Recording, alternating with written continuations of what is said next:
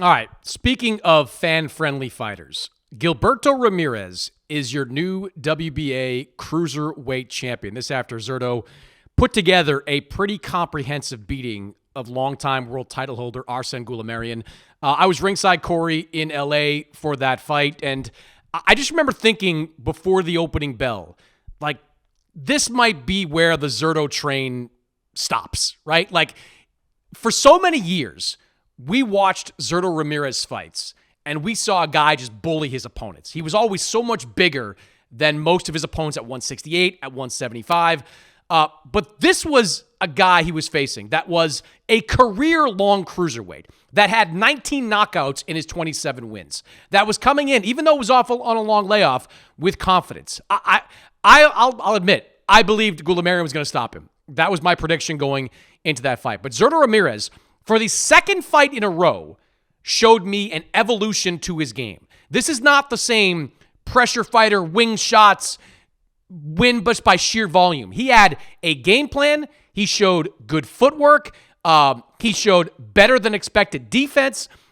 You know, I thought the Joe Smith fight was the best fight of Zurdo Ramirez's career. No longer. This win over Goulamirian was the best performance I've seen from Zurdo Ramirez. And a real credit to him being able to change his style, become a different fighter at this stage of his career. What did you think of Zurdo's win?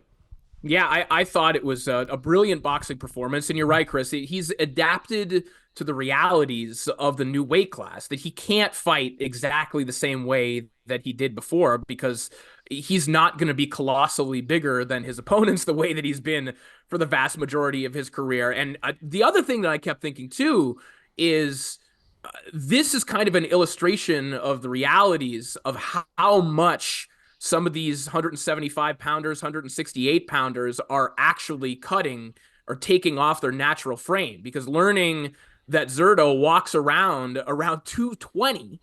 I mean, I know that he's been putting on mass, he's putting on body weight, he's been putting on muscle mass over the last little while, but the fact that that guy was making 168 not that long ago shows you just what he was doing to his body. Just to, like, he must have been turning down every meal, sleeping in saunas, whatever. Like, I don't know how he was getting down there at that point, but it must have been pretty damn uncomfortable.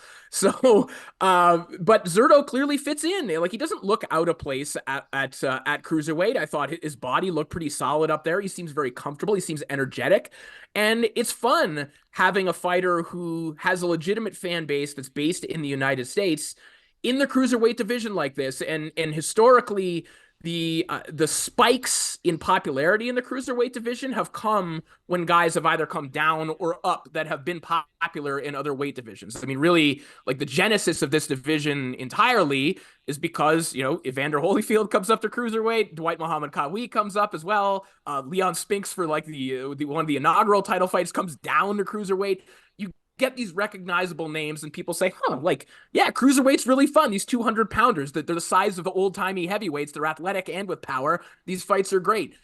So I'm always excited when there is another lens or a clearer lens on this division, because I mean, Zurdo against anyone is not going to be a boring fight. I'll put it that way.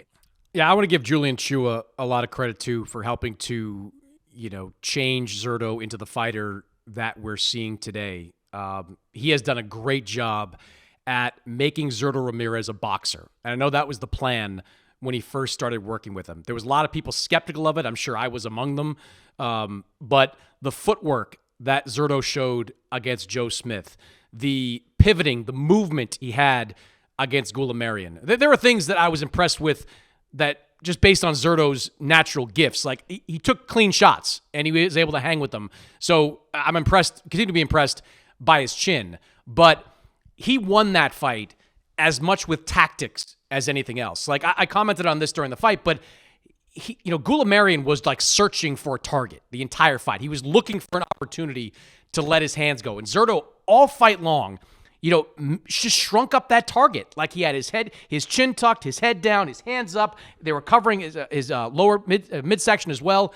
Like, that was strategy. That was a game plan for Zurdo Ramirez coming into that fight, and that has enabled him to become the fighter that we're seeing today.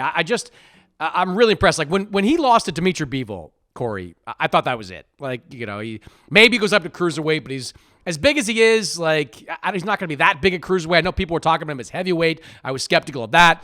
But the changes he's made over the last year and a half and the improvements he's made, working with Julian Chua even more, they've turned him into a guy that's an elite cruiserweight at this moment. Like, he is up there among the top cruiserweights in the world. And to your point, cruiserweight is still not the sexiest of divisions, but it's becoming more interesting. I said on the air, like, it usually is like a way station for fighters on their way up to heavyweight or bridgerweight, I guess. But he's helping to he's going to make this division interesting, because at the top of it, you've got Jai Apataya, who is becoming a massive star, over in Europe and Australia and in the Middle East, of course, where he's been fighting of late.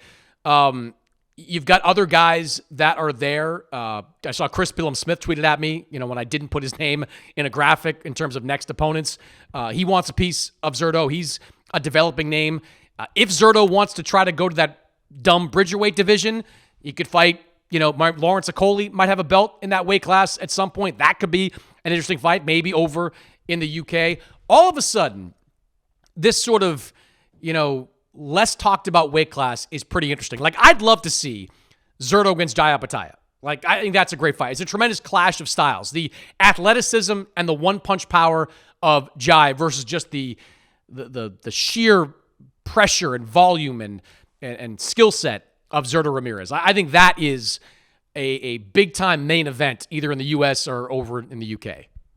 Yeah, and I see no reason why that can't materialize really in the near future. I think one thing that has plagued cruiserweight over the years, and it's the same thing that you see in like the very lowest of weight classes as well. These weight classes that are a little more obscure to the United States audience, is that and this is a broad generalization, but generally just the finances don't make sense often to make big fights. And obviously, and these are also very international divisions as well. So you'll have a cruiserweight champion in Australia, and then you have a Mexican contender and whatnot. And because if the audience base isn't there, where does the money come from? And oftentimes that has robbed us of some fights that maybe we would have wanted in these types of weight classes. But these guys now do have fan bases, and they have broadcasters as well. So, I mean, like, the best era that we've seen in cruiserweight really in the last little while is because a tournament format